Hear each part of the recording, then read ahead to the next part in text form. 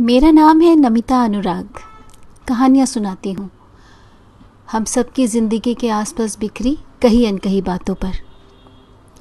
दोस्तों, कई बार हम दूसरों की बातों में आकर अपने घर की सुख शांति में आग लगा बैठते हैं। उस समय हमें ये भी समझ नहीं रह जाती कि सबकी परिस्थितियाँ, ज़रूरतें और सबका स्वभाव अलग अलग होते हैं। ये हमें देखना है कि हमारे लिए क्या सही है और क्या नहीं। आइए आज की कहानी शुरू करते हैं। शीर्षक है सॉलिटेयर। उफ, वो सोने दीजिए ना चाचा। मम्मी देखिए चाचा को। चाचा भी कहाँ मानने वाले थे। कमरे का पंखा तो वे पहले ही बंद कर चुके थे, अब मेरा हाथ पकड़ कर खींच रहे थे। आ जाना विधि, बस 5 मिनट के लिए, बहुत पहुंचे हुए संत हैं। उफ, ओ चाचा कितना तंग करते हैं आप, सोने तक नहीं देते हैं। और आधी जागी आधी सोती रोती बिसूरती मुझको चाचा खींचकर ड्राइंग रूम में ले आए थे।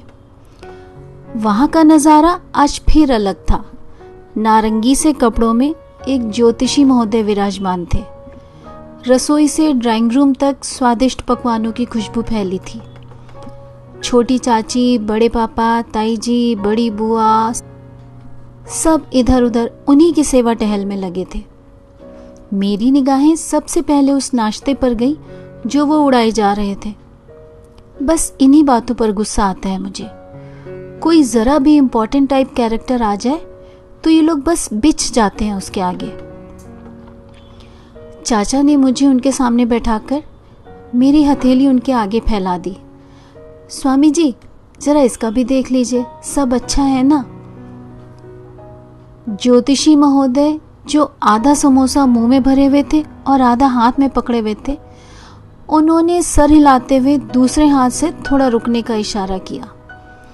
फिर पूरा समोसा और 2-4 और जलेबियां उदरस्त करने के बाद बोले, हाँ बिटिया, लाओ दिखाओ तो।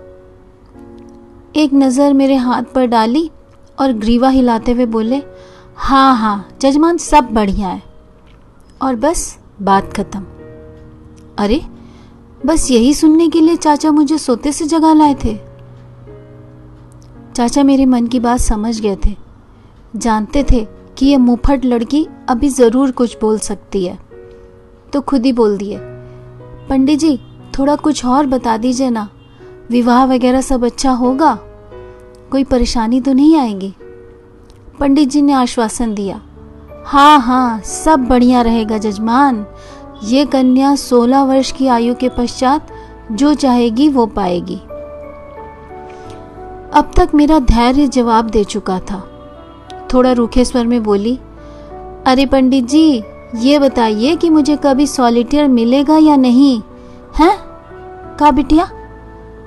पंडित जी नासमझी के स्वर में बोले, अरे हीरा, बड़ा वाला, मतलब बिना कटा वाला, वो मुझे कभी मिलेगा या नहीं? मैंने उन्हें समझाया। हाँ हाँ बिटिया, जो चाहोगी सो मिलेगा। पंडित जी अभी अभी आई अदरक वाली चाय की जोरदार खुशबू से अधीर हुए जा रहे थे, सो उन्होंने तपाक से अपना गिलास उठाकर सुड़ुप सुड़ुप कर पीना शुरू कर दिया।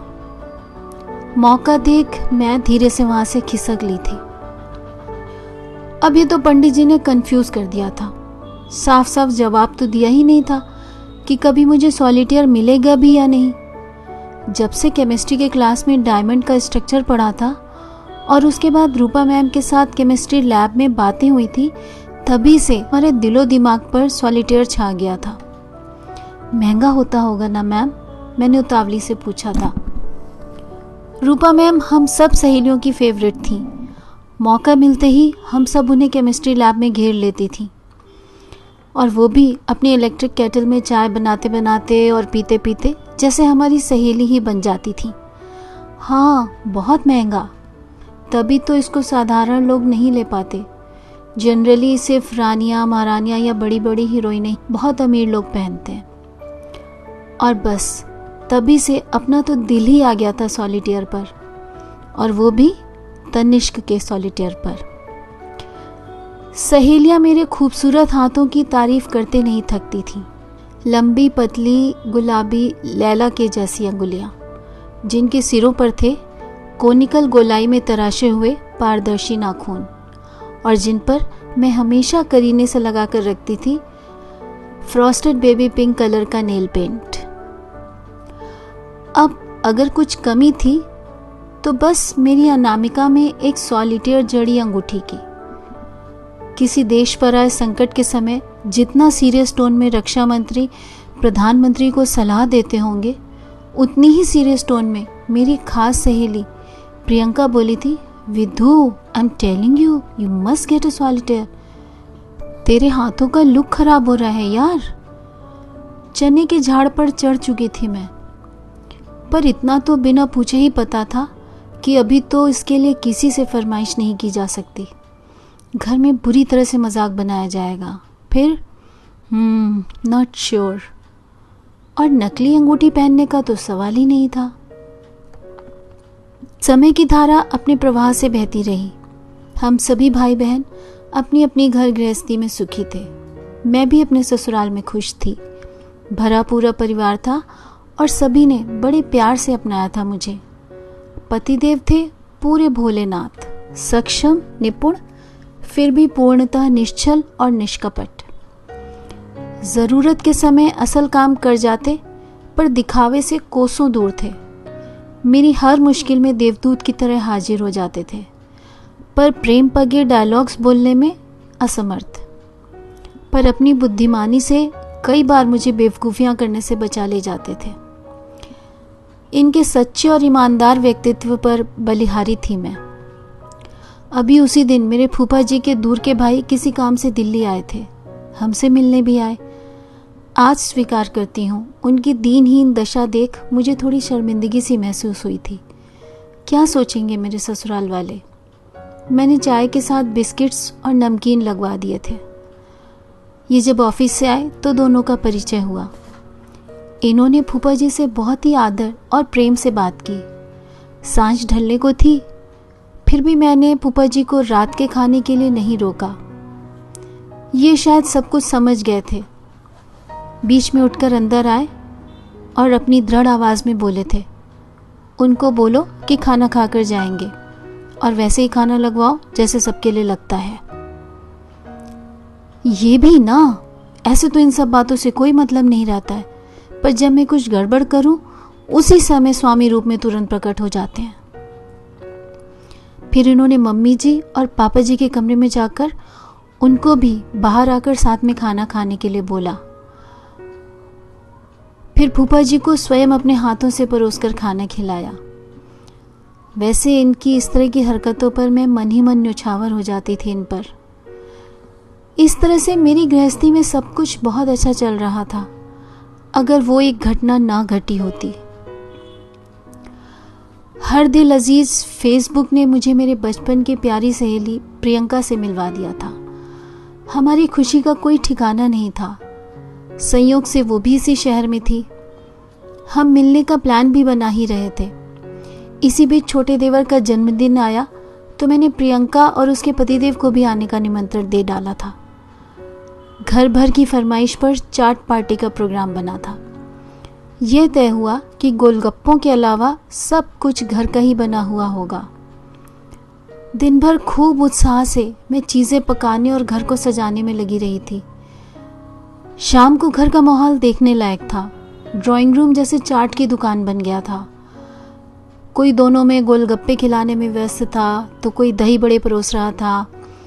नंद और देवरानी भी लोगों की फरमाइश के अनुसार मटर की टिक्की तो कभी आलू की टिक्की के दोने तैयार कर रही थी। चांदी का वर्क लगी सजी हुई ठंडी खीर मिट्टी के शकोरों में थी और सारे शकोरे मम्मी जी की कस्टडी में थे। मैं राज कचौड़ी और दही चटनी के बताशों के दोने बना रही थी। एक और बड़ी भांजी पानी के गोलगप्पे खिला रही थी, तो दूसरी ओर छोटी मूंग की दाल के लड्डू बना रही थी। मेरे बड़े बेटी की ड्यूटी थी सबको कोल्ड ड्रिंक पिलाने की, और छोटू को तो सिर्फ खाने से में मतलब था। उस दिन गिनती करना मना था कि किसने कितने दोने खाए। सब मुझे भी खाने को बुला रहे थे, पर मुझे सबको खिलाने में ही अधिक मज़ा आ रहा था। तरह तरह की डिशेस को बढ़िया स्टाइलिश क्रॉकरी में सजाकर सबको प्रेम से मनुहार कर कर के खिलाना मेरे कई शौकों में से एक था। कभी मेरे मुंह में प्यार से देवर गोलगप्पा रख देता, कभी नंद टिक्की का एक चम्मच मेरे मुंह में डाल देती, तो कभी भांजा पापड़ी का टुकड़ा मेरे मुंह में डालते हुए बगल से निकल जाता। मेरा ध्यान गया कि प्रियंका इन सब चीज़ों को कुछ अधिक ही ध्यान से देख रही है। मैंने इनकी पसंद के हिसाब से एक राज कचौड़ी का दोना बनाया। दही ज़्यादा, हरी चटनी कम, मीठी चटनी थोड़ी ज़्यादा, ऊपर बारीक सेव, थोड़ी सी बूंदी और सबसे ऊपर अनार के दाने और बिल्कुल ज़रा से चुकंदर के लच्छे। इनको पकड़ाने गई तो देखकर खुश हो गए। मुस्कुराते हुए बोले, वाह बढ़िया है, तुम भी तो खा लो। इनके सिर्फ एक वाह में ही मेरी ढेरों तारीफें छुपी थी। मैं खुश हो गई थी, जानती थी इससे अधिक तारीफ करना इनके बस का नहीं है। खा पीकर सभी को जल्दी निकलना भी था। बाहर जा जाकर सबको विदा करते कराते 11 बजने को थे। अंदर आकर ड्राइंग रूम का नज़ारा देखा तो सिर चकरा गया। मम्मी जी अंदर आते हुए बोली, चलो मैं तुम्हारी मदद करवा देती हूँ। मैंने कहा, नहीं मम्मी जी, आपके पैरों का हाल वैसे ही बुरा हो रहा होगा। मैंने जिद करके उन्हें सोने के लिए भेज दिया। टेबल पर नज़र दौड़ाई। गोलगप्पों वाले टोकरे में सिर्फ 8-10 गोलगप्पे पड़े थे और मिट्टी के डोंगे में थोड़ी सी मीठी चटनी थी। दही ख़त्म हो चुकी थी। टूटी टूटी सी मटर की थोड़ी टिक्कियाँ रखी थी।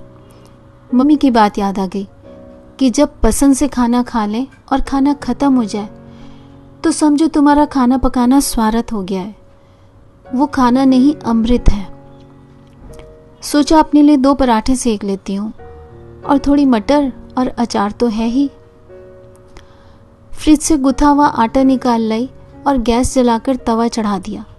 चकला रख लोई तोड़ी ही थी कि ये आ गए। गैस बंद करते हुए बोले, ये क्या कर रही हो? मैंने कहा, बस 2 पराठे बना रही हूँ। इन्होंने सबसे किनारे की ऊपर वाली कबर्ड खोली और उसमें छुपा कर रखा हुआ दही, चटनी, आलू की मटर की टिक्कियाँ, गोलगप्पे, उसका पानी, सब कुछ निकाला। मैं खुश हो गई, बोली, अरे आपने ये सब कब रखा? जवाब में इन्होंने एक गोलगप्पे में मटर और पानी भरकर मेरे मुंह में रख दिया। डाइनिंग टेबल पर सब सामान लाकर रखा। कुर्सी खींचकर मुझे बैठाते हुए बोले, खा लो, तब तक मैं यहाँ का हाल थोड़ा ठीक करता हूँ। मैं डाइनिंग रूम में बैठी खा रही थी और ये सोफ़ों के नीचे से चॉकलेट के रैपर्स, चाट के दोने, कांच के गिलास, कोल्ड ड्रिंक की बोतलें ढूंढ ढूंढ कर निकाल रहे थे। उसके बाद लबालब भरा हुआ बिन लाइनर उठाकर बाहर फेंकने चले गए। मैं आश्चर्य से इनको देखे जा रही थी और सोच रही थी कि आज हुआ क्या है इनको। खैर, चंदा भी शाम को घर जा चुकी थी और मुझे मदद की ज़रूरत सच में थी। मैंने ड्राइंग रूम और डाइनिंग रूम की हालत थोड़ी ठीक करी।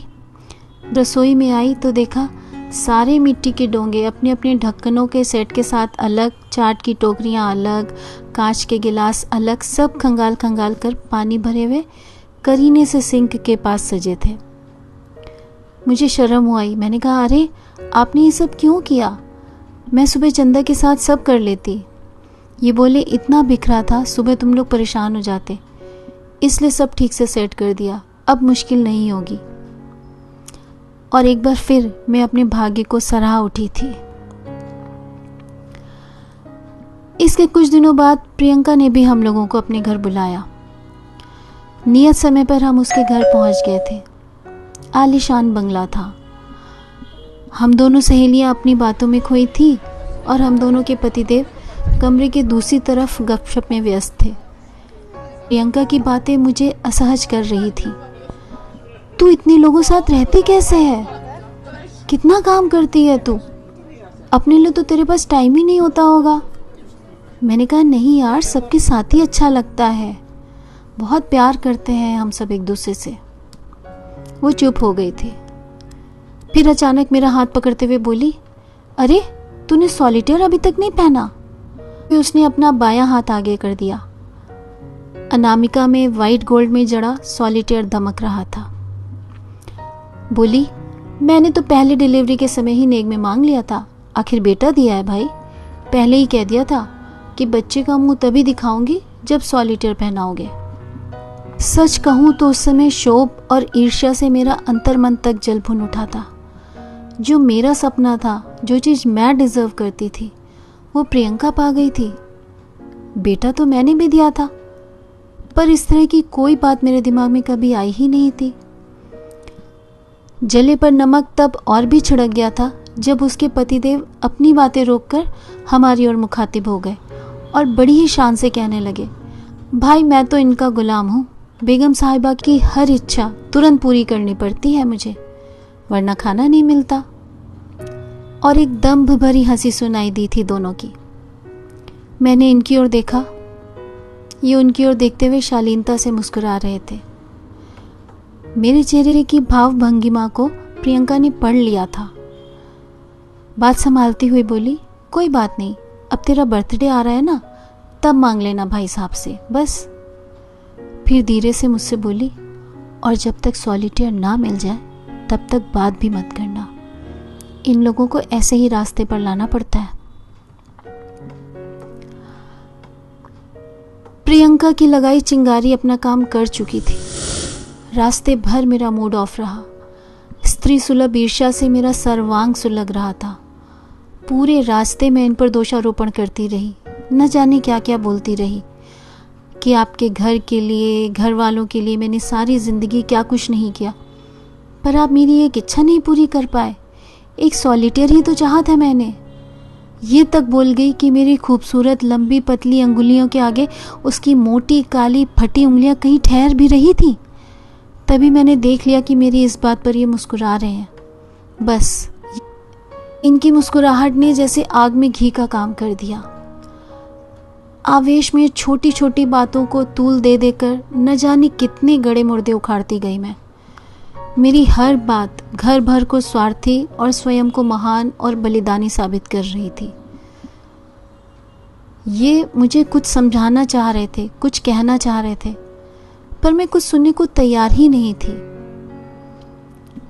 फिर ये शांति से कार चलाते रहे। उस समय मुझ पर जैसे चंडी सवार हो गई थी। अंत में मैंने क्रोध में अल्टीमेटम दे दिया था, अब तभी मुझसे बात करिएगा जब सॉलिटेयर ले आइएगा।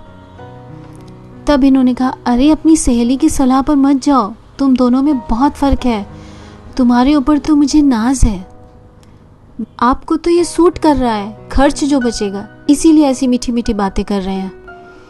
हताश होकर ये बोले, अग्रवाल साहब के बारे में तुम्हें कुछ पता भी है? मैं नहीं चाहता हूँ तुम्हारी सहेली और उनके पति के बारे में मैं तुम्हें सब बातें बताऊं, पर तुम समझ ही नहीं रही हो।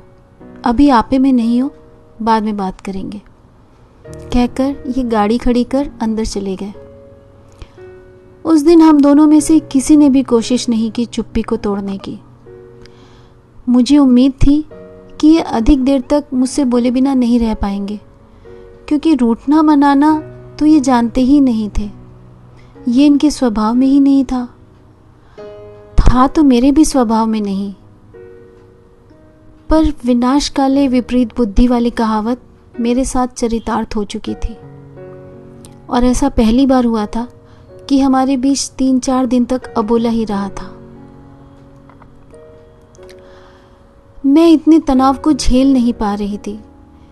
प्रियंका की अंगुली में चमकती सॉलिटेयर की अंगूठी, इनका मुझसे बात ना करना, सब मुझे अवसादग्रस्त कर रहे थे। पर इन सबसे बढ़कर अपने ऊपर लाड़ प्यार की बारिश करने वाले घर वालों के लिए मैंने जो भी गलत सलत बोला था, उसने मुझे स्वयं की नज़रों में गिरा दिया था। ये सब मेरे बर्दाश्त के बाहर होने लगा था। मैं घबराकर मम्मी के घर चली गई थी। मम्मी पापा मेरा चेहरा देखते ही समझ गए थे कि कुछ बात है। दोपहर में खाने के बाद जब हम तीनों अकेले कमरे में मिले तो पापा ने मुझे दुलराते हुए पूछा था, क्या बात है बेटा? उनकी इस लाड़ भरी टोन को सुनते ही मैं उनसे लिपटकर फूट फूट कर रो पड़ी। रोते रोते मैंने उन्हें सब कुछ बता दिया। मम्मी का गुस्सा मुझ पर निकलने ही वाला था, पर पापा ने उन्हें हाथ के इशारे से मना कर दिया। पापा कुछ भी बोले नहीं, मुझे रोने दिया और बस मेरा सर सहलाते रहे। फिर मैंने अपना ये डर भी स्वीकार किया कि कहीं इन्होंने मेरी कही हुई बातें घर वालों को बता दी तो, कहीं सबने उसे सच मान लिया तो। क्षोभ, तनाव और आत्मग्लानि से फिर मेरी हिचकियां बंध गई थीं।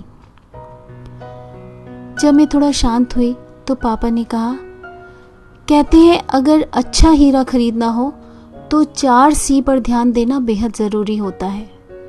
कट, क्लैरिटी, कलर और कैरेट। अगर हीरे का कट सही नहीं होगा तो चाहे वो कितना ही महंगा क्यों ना हो, उसमें चमक नहीं होगी, वो फीका ही लगेगा। कलर से हीरे की शुद्धता की पहचान होती है। हाई क्वालिटी का हीरा बिल्कुल कलरलेस होता है, उसमें कोई रंग या पीलापन नहीं होता, मतलब कोई दिखावा नहीं होता। जिस डायमंड में क्लैरिटी हो, यानी जिसमें दाग या छोटे छोटे निशान और अन्य कमियां ना हो, ऐसा डायमंड ही बेस्ट माना जाता है। और चौथा, कैरेट। कैरेट से हम डायमंड के वज़न का पता करते हैं। हाई ग्रेड डायमंड को अगर ख़राब कट दिया गया हो तो वो दिखेगा तो बड़ा, पर उसमें वज़न नहीं होता। अच्छे हीरे का वज़न भी अच्छा होगा। फिर पापा चुप हो गए, बोले, तुझे कुछ समझ आ रहा है मैं ये सब क्यों बता रहा हूँ? मैं कुछ नहीं समझ पाई, उनकी ओर चुपचाप देखती रही। पापा फिर बोले, जानती है बुल्ला, तेरी शादी के लिए हमें एक ऐसे ही हाई ग्रेड डायमंड की तलाश थी। जब गोवर्धन भाई साहब ने अपने बड़े बेटे के लिए तेरे रिश्ते की बात की तो हम लोगों ने अंशुल में 4 C परख कर ही शादी के लिए हाँ की थी। तभी मेरा मोबाइल घनघना उठा, इन्हीं का था। बोले, ऑफिस से चल दिया हूँ, सीधे वहीं आऊँगा। सुनकर मम्मी उठकर रसोई में चली गई थी इनके चाय नाश्ते का इंतज़ाम देखने। पापा इनके आने से पहले अपनी इवनिंग वॉक पूरी कर लेना चाहते थे, सो वो भी चल दिए। कमरे में मैं अकेले रह गई थी। पापा की कई बातें मेरे मन मस्तिष्क में गूंज रही थीं और जैसे कुहासे की एक एक परत छटती जा रही थी। मेरे स्मृति पटल पर कितने ही किस्से कौंध रहे थे। कैसे इनकी इतनी बड़ी कंपनी के ओनर को सिर्फ इन्हीं की बात पर, इन्हीं के सिग्नेचर पर भरोसा था, क्योंकि दूसरे सीनियर ऑफिसर्स के इशारों के बावजूद ये सही बात पर ही अडिग रहते थे। कैसे जब एक पार्टी इनके पीछे चुपचाप मेरे लिए हीरे जड़ा सोने का सेट दे गई थी तो इन्होंने उसे वापस देकर उसकी कितनी जोरदार क्लास लगाई थी। कैसे अचानक आई विपदा के समय सबके मुंह से अनजाने में इनका ही नाम निकलता था। कैसे पूरी परिवार के आगे ये ढाल बनकर खड़े रहते थे। कितना दृढ़ ओजस्वी व्यक्तित्व था इनका। धीर गंभीर पर प्रसन्न मन, सरल पर बुद्धिमान। मेरे हीरे में 4 C कूट कूट कर भरे थे। कमाल है, इतना बड़ा जीता जागता हीरा मेरी झोली में था और मैं एक निर्जीव हीरे के पीछे पड़ी थी। कितनी मूर्ख थी मैं। तभी इनकी आवाज से मेरी तंद्रा टूटी। तुम यहाँ हो? मैं सारे घर में ढूंढ रहा हूँ। पलट कर देखा, मेरा सॉलिटेयर अपनी मनमोहिनी मुस्कान के साथ मेरे सामने था। अपने भाग्य पर इतरा उठी थी मैं। इठलाकर बोली, इतनी याद आ रही थी आपको मेरी? अब तुम यहाँ हो तो पिकअप करता हुआ ही घर जाऊंगा ना। मेरे हृदय में उठती अपार प्रेम तरंगों को इनके सीधे सपाट जवाब ने विध्वस्त कर दिया था। मैंने अदृश्य हाथों से अपना सर पीट लिया। हे मेरे भोलेनाथ, कभी तो इस तरह के मौकों का फायदा उठा लिया करो। वापसी में कार घर के बजाय बाजार की तरफ मुड़ने लगी। मैंने पूछा, किधर जा रहे हैं हम? तनिष की तरफ, तुम्हारे लिए सॉलिटेयर लेना है। पहले से पता होता तो कैसे भी करके ले लेता। किस मिट्टी के बने थे ये? कोई नाराजगी ही नहीं। अरे नहीं चाहिए मुझे, मैं घबरा गई थी। मुझे नहीं चाहिए। क्यों? एक अंगूठी लेने जा रहा हूँ तुम्हारे लिए। इन्होंने कार नहीं रोकी। अरे नहीं नहीं, मुझे नहीं चाहिए। ये बोले, क्यों? ले लेता हूँ ना एक सॉलिटेयर। क्योंकि मेरे पास सॉलिटेयर है बहुत बड़ा, और मैंने जिद करके गाड़ी वापस घर की ओर मुड़वा दी थी।